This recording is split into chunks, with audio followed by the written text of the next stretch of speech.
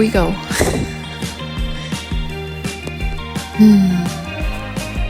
It's week 3 after my breakup. I just want to... I'm sitting quite uncomfortable. I just want to remind myself and remind whoever needs to hear this that you were never too much. You are perfect as you are, and that you didn't do anything wrong.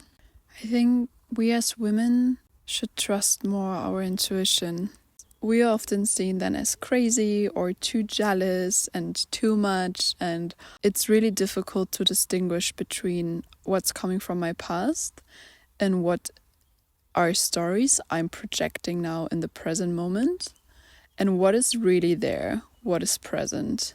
And I think when we are triggered and we do all the work and we see that this is not us in that moment and that this is just a physical reaction in our body and that we learn how to react to it, it's beautiful, it's perfect, but at the same time, we need to understand when our body doesn't feel safe, that we can also trust that and that we can also lean into that feeling and maybe look into this deeper instead of pushing it away and really face it with curiosity. What is my body trying to tell me right now?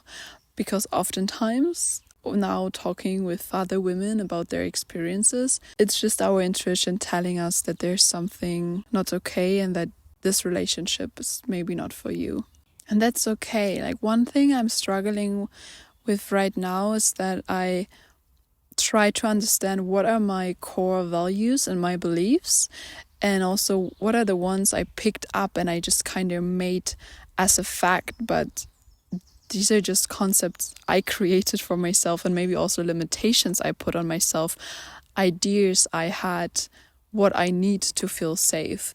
And I really tried to understand, okay, what do I want to hold on to? But maybe other things, what do I want to let go of because they're not serving me anymore? And maybe those were things as a child I thought, okay, I need this to feel safe, but now I'm an adult and this is actually not soul serving anymore. I think I just want to tell you that it's okay to want certain things, that it's okay to want commitment, safety, loyalty, feeling chosen, and also understanding, okay, maybe my partner and we are having different core values and they're not aligned with each other, and then deciding that maybe you don't want to stay in the relationship or that this is actually not for you.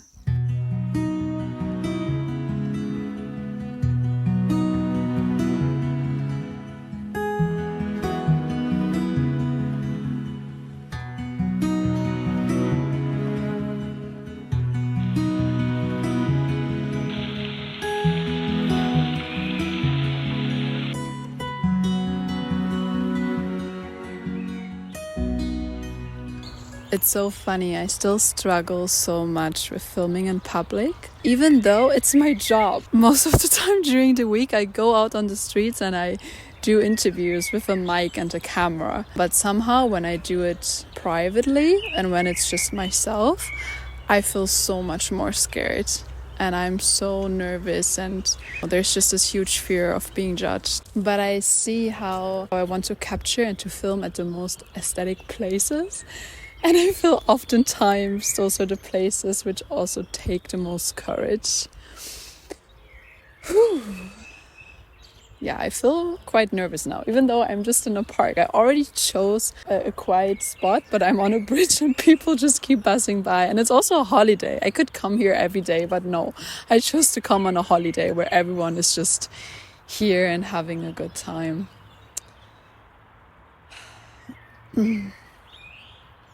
I'm doing better. The past days, there were moments of joy and happiness. It's funny because in my last video, I quoted this Taylor Swift song, Happiness. And there's also the line, there will be happiness after you. There are already moments in week 3 where I felt that. And it's so funny because there's even judgment for this. There's like, oh, I should be more sad. I should be more heartbroken. When it first happened, I had this expectation or this thought, oh, now I'm gonna be heartbroken for the next 6 months or for the next year, and I will not be happy and I will not be able to enjoy all of the things I wanted to do.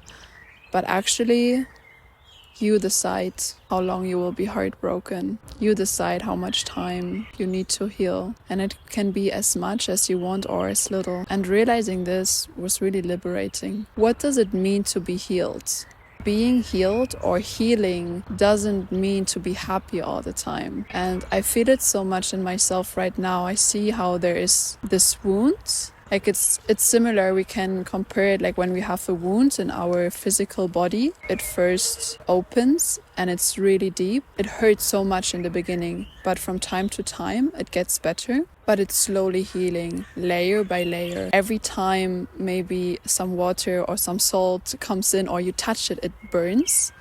But eventually it will grow together and a scar stays. Yeah, I feel this is so similar to my emotional body right now, because I feel there's this wound and it's there, but doesn't mean just because of this wound I cannot experience joy or happiness. I can experience joy and happiness with this wound as well.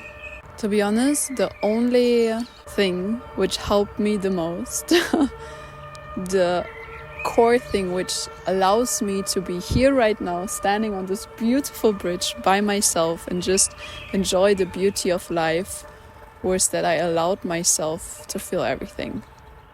That I really sat with the pain. And that I didn't try to push it away, even though it was so uncomfortable and it was really scary. Pain is just such a gift. In those moments, we don't see it. It's so difficult to see it. But now in the course of my life, all the situations where I evolved the most came out of experiencing pain. Because I feel behind this pain, there's such a huge energy, there's such a huge power. And when we are able to alchemize it, it can be transformed into something even bigger. This is the other side of greatness. This intense pain is the other side of greatness, and it's the other side of living this fulfilled and loving and happy life.